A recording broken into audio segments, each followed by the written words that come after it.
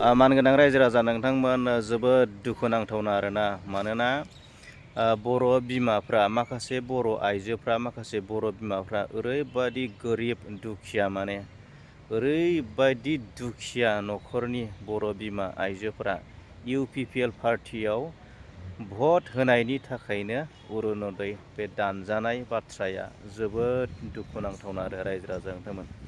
अरुनदयनिफ्राय लानानै बृद्ध पेन्सन दानजानाय अरुनदय दानजानाय ओरैबायदि माने बिखायाव नांथावना आरोना रायजो राजा नोंथांमोन बेबायदि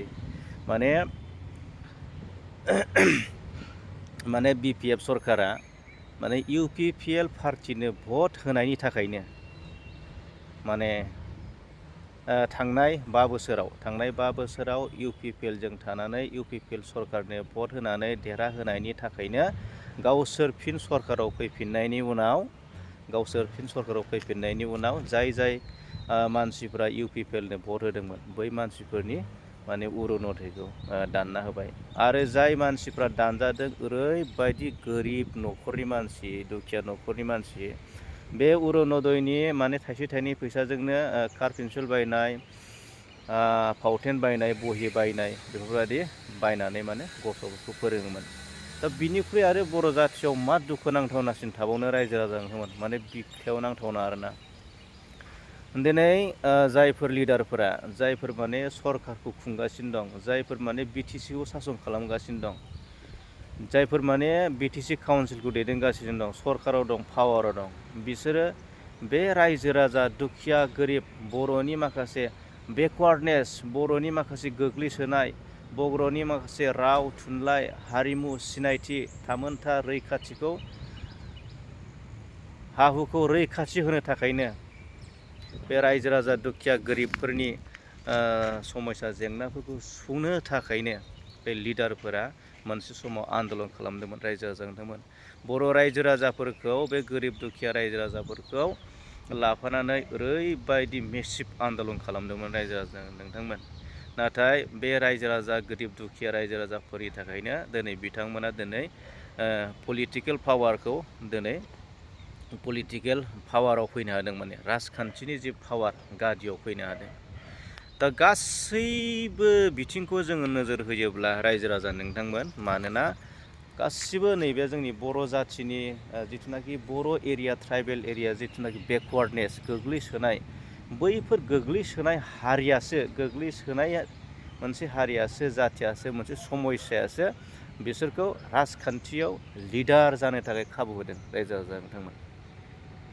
बेफोरो माने जोंनि बर'नि समयसायासो बर'नि जेंनायासो 1960निफ्राय 1980सिम जिथुनाखि उदयासल दाबिबाय रायजो राजा उदयासल 1960निफ्राय 1980सिम 20 बोसोर आरो 1993निफ्राय 2003 रायजो राजा नोंथांमोन जिथुनाखि BSc एकर्ड 1993निफ्राय 2003सिम BSc एकर्ड जादोंमन आरो 2003निफ्राय 2020सिम मोनसे BTR एकर्ड बेफोरो मोनसे बर' हारिनि मोनसे मोनफा बेफोर माने जांख्रिथायनि मोनसे बिदिन्थि रायजो राजा नोंथांमोन।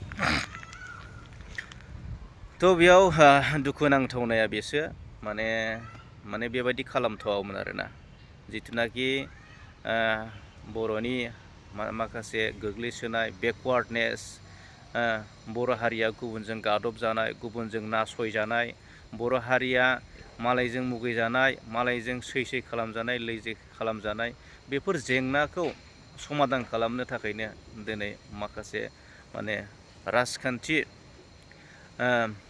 रिकगनाइजेसन पलिटिकेल रिकगनाइजेसन राजखान्थिनि माखासे मोनथायफोरखौ नागिरनाय जादोंमोन।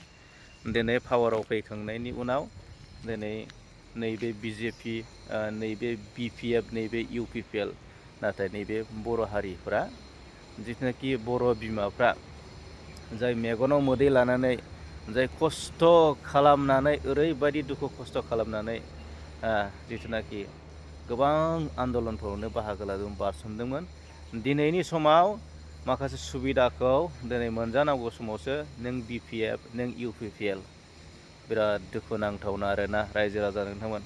ओरैबायदि नाथाय बै लिडारफोरा सोरनि थाखाय जादों, दिनैबो सोरनि थाखाय दिनै गादियाव जिरायनो मोन्दों? बे रायजो राजाफोरखौ लाफानानै उन सिगां लैहोर लैहोर लानानै उन सिगां सिगाङाव दोननानै उनावबो दोननानै बे रायजो राजाफोरखौ दोननानैनो दिनै माखासे जिथुनाखि फाइनेन्सियेल जिथुनाखि सापर्ट, जिथुनाखि सेन्ट्रेलनिफ्राय मोननो गोनां, स्टेटनिफ्राय मोननो गोनां बेफोर थाखाफोरखौ मोनबोगासिनो रायजो राजा नोंथांमोन। नाथाय दिनैबो जाय दुखिया रायजो राजानि थाखाय दिनै थाखा फैसा मोनबोगासिनो दं, जाय दुखिया रायजो राजानि थाखाय दिनै पावाराव गादियाव जिरायनो मोन्दों, नाथाय दिनै बै दुखिया बिमा आरो बिफा, आइ आफा दुखिया मानसिफ्रा दिनै मेगनाव मोदै, दिनै गाबनो गोनां जादों रायजो राजा नोंथांमोन। अरुनदय बेबो बारा नङा, 1250 थाखा दिनै मोनबाय थानाय मानसियानो दिनै दानजानो गोनां जादों आरो सोरबा गोदानाबो दानजानो गोनां जादों। थ' बेनिख्रुइ आरो बर' जाथियाव मा दुखुनांथाव थाबावनो। नाथाय राजखान्थिया दिनै बर'नि राजखान्थिया ओरैबायदि गाज्रि जादों, ओरैबायदि माने मुगैथावना जादों, माने गावजों गावनो ओरैबायदि खालामनाय जादों, माने अन्याय खालामनाय जादों आरोना गावजों गावनो माने। थ' सरकाराव जिरायग्रा जेसेबां लिडार, दैदेनगिरि, जाय पावाराव थाग्रा दैदेनगिरि, जायफोरनो पावारखौ होदों, जायफोरखौ जोङो बिजाथि महरै जों फाथिदों, जायफोरखौ जोङो दैदेनगिरि फाथिदों, बैसोरनि सिन्था धारनाफोरा मोजां जानांगौ। बैसोरनि दैदेनगिरिनि सिन्था धारनाफोरा मोजां जानांगौ, लिडारनि दैदेनगिरिनि सिन्था धाराबो मोजां, जाहाथे बर' जाथिखौ डिसक्रिमिनेसन खालामा। इकुवेल जिथुनाखि भारतनि संबिधानाव संबिजितनि मथे माने साफ्रोमबो सिटिजेना, नोगोरारिया इकुवेल राइट, समान मोनथाय, समान अधिकार मोननायनि मोनथाय दङ। थ' बेखौ बयनोबो राननानै होनांगौ रायजो राजा नोंथांमोन। थ' बेसो लिडारनि खामानि। राजखान्थियाव रायजो राजा पाब्लिकआ बबेबा पार्टिजोंबो बाहागो लानांगौ, ओरैबो लानांगौ, ओरैबो लानांगौ। जायजों मोजां मोनदों बेजों लागोन, जाय पार्टिखौ मोजां मोनदों बेजों थागोन। नाथाय सरकाराव पावाराव फैखांनायनि उनाव नैबे UPPL, नैबे BPF, नैबे आमुगनि, नैबे थुमुगनि, आमुगनि दाननांगौ, थुमुगनि दाननांगौ। थ' बियो बेफोरबायदि जिथुनाखि राजनिति, जि पलिटिक्स, बर'नि जि लास्टनि पलिटिक्सआ माखासे बर' बिमाफोरखौ, बे बोराय बुरि आइ आफा बर' बिमाफोरखौ जोबोद दुखु होदों आरो मेगनाव मोदै गहोदों। थ' बिनिखायनो रायजो राजा नोंथांमोन, जोबनायाव बेखौनो खावलायगोन, मानोना जोंनि दैदेनगिरिया माखासे गुन गोनां जानांगौ, माखासे अनसुला, माखासे बुजिनो गोरों, माखासे साननो गोरों, माखासे समान मोनथायनि थाखाय बुजिनो गोरों। थ' बियो माखासे कुवालिटि, माखासे गुनफोरा थानांगौ।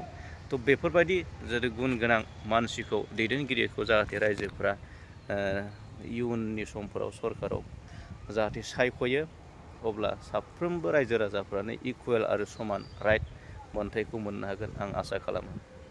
गोजोन्थों।